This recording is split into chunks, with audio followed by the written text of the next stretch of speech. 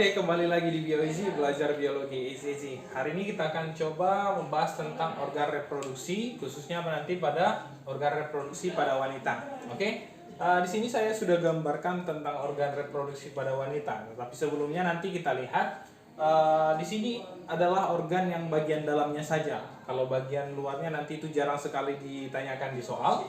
Oke. Jadi di sini kita lihat pada organ reproduksi wanita ada nanti dia kita lihat mulai dari yang paling dalamnya. Yang pertama sebagai penghasil yang namanya ovum, dia kita sebutlah namanya ovarium. Oke, ovarium.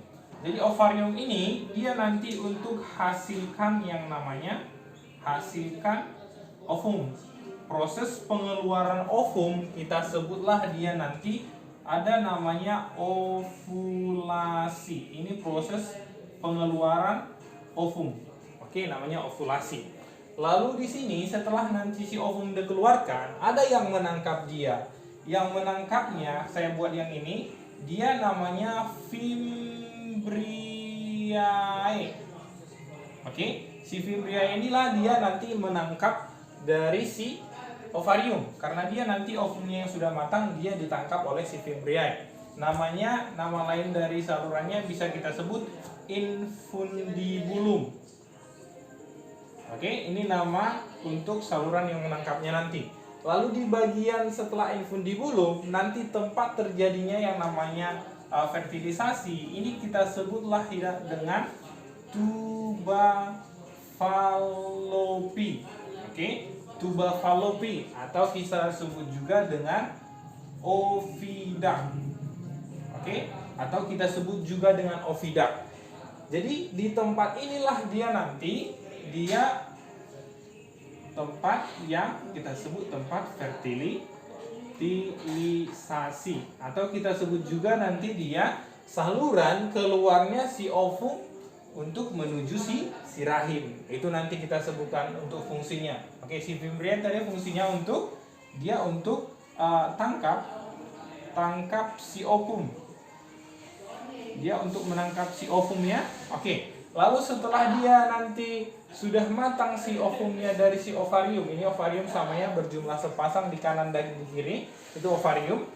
Setelah matang si ovumnya ditangkap oleh si fimbriae, dia menuju si tuba fallopi, lalu dia masuk ke dalam yang namanya, yang ini kita sebut uterus, atau kita sebut juga dengan rahim. Oke, jadi rahim inilah fungsinya nanti tempat perkembangan dari si janin. Jadi dia nanti menempel di sana dan juga berkembang di sana. Jadi supaya nanti dia bisa menempel ke ibunya adalah plasenta dan juga tali pusar nanti, supaya dia nanti bisa bertukar nutrisi dari ibunya dan juga si bayinya. Oke. Lalu nanti si uterus ini dia nanti punya 3 lapisan. Lapisan pertama yang paling luar saya kasih nomor 1, 2, dan ini yang nomor 3. Oke. Lapisan yang pertama ini disebut dengan, karena dia yang terluar, disebut perimetrium. Itu bagian yang paling luar. Dia fungsinya nanti untuk melindungi paling dalam biasanya, ya kan?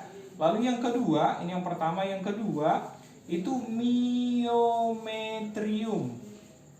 Oke, myometrium. Myo itu artinya otot. Jadi di dalam si myometrium ini nanti di dalam dindingnya ada otot yang nanti membantu untuk berkontraksi ketika nanti dia melahirkan, seperti itu. Lalu yang ketiga ada namanya endometrium. Endometrium inilah dia yang paling dalam. Endo itu maksudnya bagian dalam. Si endometrium inilah nanti yang berfungsi sebagai tempat melekatnya bayi di dalam. Oke, dan juga nanti ketika nanti tidak ada terjadi fertilisasi, pembuahan, jadi bagian dari endometrium inilah yang nanti akan luruh ketika yang namanya menstruasi, seperti itu dia. Oke, jadi selanjutnya ada namanya bagian ini namanya cervix. Oke, cervix ini nanti bagian yang menyalurkan nanti keluarnya saluran. Dia nanti untuk keluarnya Bisa nanti yang pertama itu dari darah ketika endometrium dia luruh. Oke? Darah menuju yang namanya si vagina. Ini nanti saluran untuk keluarnya, dan juga saluran untuk keluarnya bayi juga nanti dari si cervix. Oke? Lalu yang terakhir pada bagian yang namanya vagina. Jadi ini yang fungsinya nanti sebagai saluran keluarnya bayi. Oke, jadi saluran keluarnya bayi dan juga nanti sebagai saluran untuk pengeluaran ketika nanti tidak terjadi fertilisasi, dia dikeluarkan pada bagian endometriumnya yang sudah menebal, dia dikeluarkan nanti berupa darah. Itu nanti terjadi sekali sebulan ya pada wanita. Oke, jadi inilah bagian-bagian yang penting pada sistem organ reproduksi wanita yang harus kamu ketahui, khususnya yang mau ujian. Jadi yang pertama nanti bagian ovarium. Ovarium itu fungsinya untuk menghasilkan ovum. Proses pengeluaran ovum kita sebut dengan ovulasi. Oke? Lalu setelah itu terjadi ovulasi, si ovum tadi dikeluarkan dan ditangkap oleh si fimbriae. Oke, lalu nanti dia menuju si oviduct.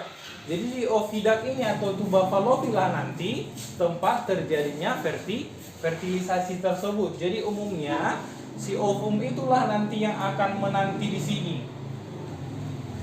Oke, dia akan menanti di sana sehingga nanti dia menanti terjadinya datangnya si sperma tersebut sehingga terjadilah yang namanya fertilisasi. Jadi cewek itu identik dengan menunggu. Oke, jadi begitu dia ya. Jadi si ovum itu nanti dia menunggu datangnya si sperma untuk terjadi fertilisasi. Jadi kalau dia tidak datang si spermanya, berarti dia nanti akan dia pergi ke uterus dan dia terjadilah menstruasi. Jika tidak terjadi fertilisasi, terjadilah menstruasi. Oke, begitu dia. Lalu kalau dia tadi si uterus fungsinya sebagai tempat perkembangan janin. Jadi hasil dari fertilisasi tadi, jadi zigot dia, si zigot tersebut nanti akan menempel di uterus ini. Lalu dia berkembang di sana sampai nanti dia 9 bulan lalu dia akan dilahirkan. Seperti itu.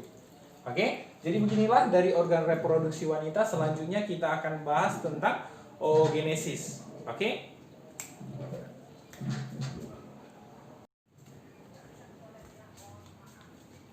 Oke, selanjutnya kita akan bahas tentang oogenesis ya. Oogenesis itu adalah proses pembentukan ovum. Yang pertama kita lihat di mana tempatnya. Tempat dari si oogenesis itu adalah ovarium. Jadi namanya adalah ovarium.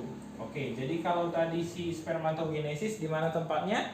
Di testis, khususnya di tubulus seminiferus. Itu kalau di si spermatogenesis. Selanjutnya, apa perbedaan oogenesis dengan spermatogenesis? Bedanya hanya di awalannya saja.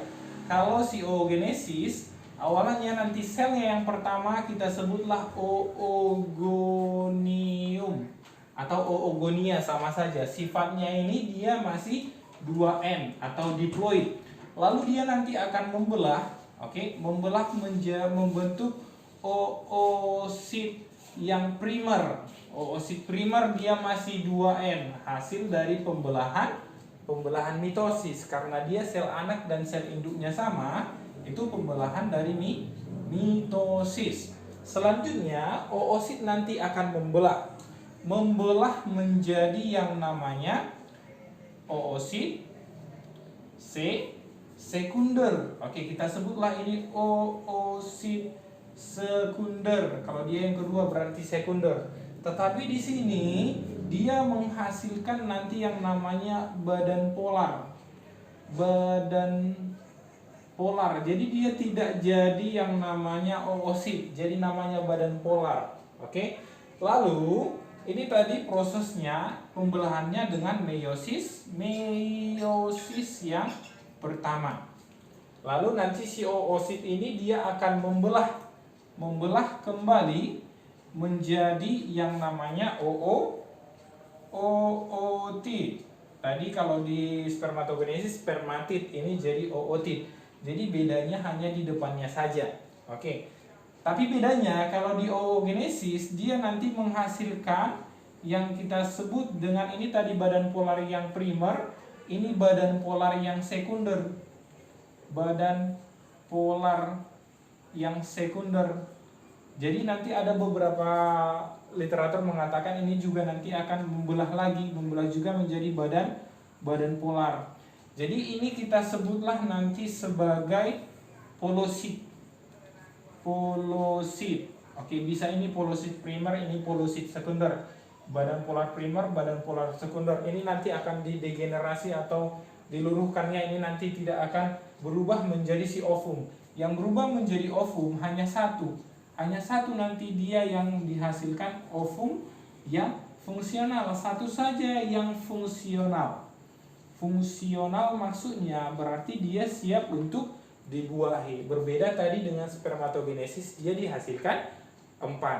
Oke, ingat kembali ya. Oogenesis dia tempatnya ovarium. Ovarium ini tadi bukan hanya menghasilkan si ovum saja, dia juga nanti ada hasilkan hormon. Oke, hormon estrogen dan progesteron. Oke, dia fungsinya nanti untuk pertumbuhan sekunder wanita dan juga nanti ada fungsinya ketika menstruasi. Kalau pada laki-laki tadi kita tahu dia tempatnya, kalau pada laki-laki dia tempatnya itu adalah testis ya, testis. Jadi di testis itu tidak hanya si sperma yang dihasilkan, dia juga nanti hasilkan yang namanya testosteron. Testosteron ini dia fungsinya tadi untuk pertumbuhan sekunder laki-laki. Oke, beginilah dia tentang oogenesis. Kamu pahami bagaimana perbedaan dari oogenesis dan juga spermatogenesis ya. Bisa diulang-ulangi videonya. Oke, ini tadi masih ada yang masih kurang ya. Meiosis pertama, gimana meiosis keduanya ya kan? Meiosis keduanya pastinya di sini, meiosis yang kedua. Ingat kembali, mitosis dan meiosis berbeda. Oke ya? Oke, masih ada yang kurang? Itu saja saya rasa. Sampai di sini pertemuan kita. Sampai jumpa.